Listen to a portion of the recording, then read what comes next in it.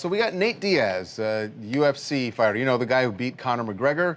Well, we got him out on the Sunset Strip. He was walking into Bootsy Bellows and had a few words for some of the photogs out there. Our guy was there asking him some questions about Conor. And check out what Nate said. What's up, man? Hell no. How you feeling about the McGregor fight? No, I have to charge you for that one. How do you feel about the McGregor fight going through, man? Huh? How do you feel about the McGregor fight going through? No? So he used the N-word, Yeah. and look, I want to jump in here, and I have no idea how you even feel about this. I just want to jump in.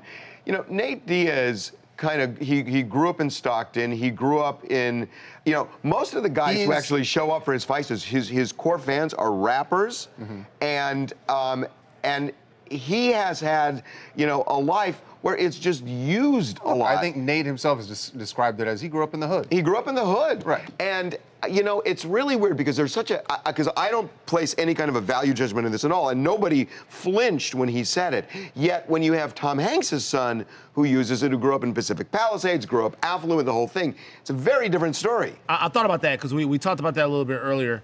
I think that there's a difference in the optics of the word being used when Nate Diaz. First of all, once again, gotta say it, I don't think that Nate Diaz should be using the N-word. I think that there's some cultural parameters there that he shouldn't be crossing over.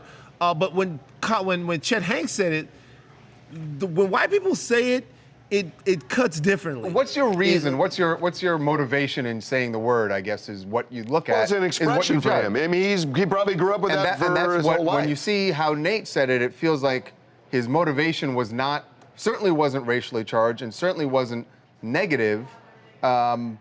And it's probably something he grew up with since he was a kid. It sounds like something he's said a lot. Yeah. He's breaching some sensibilities for sure, and we shouldn't just sweep it. He's definitely breaching some sensibilities for sure.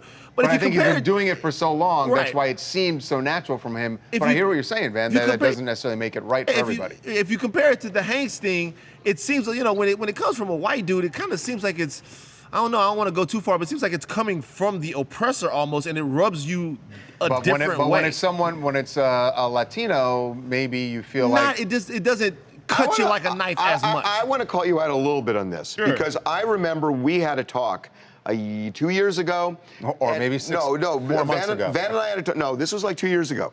Kobe used the F word, a homophobic word. And I remember you saying to me, because I said, God, that's terrible. And I think he used it twice. And you said to me, look, this is the culture these basketball players grow up in. And that was said actually in a disparaging way. This wasn't like Nate just using it as a salutation. That's a fair point, but let me retort. Number one, Kobe Bryant used the word as an insult. He didn't use the word towards a gay person as an insult. But it was an insult. It was meant to be derogatory. Yeah, but when the way Kobe used it out of anger, like if Nate Diaz used the N-word out of anger to like a white dude, it would be weird. If he used it, the only way to use the N-word with anger and point it in a racist way is to use it towards an African American. If Kobe would have called a gay man that word, it's completely different.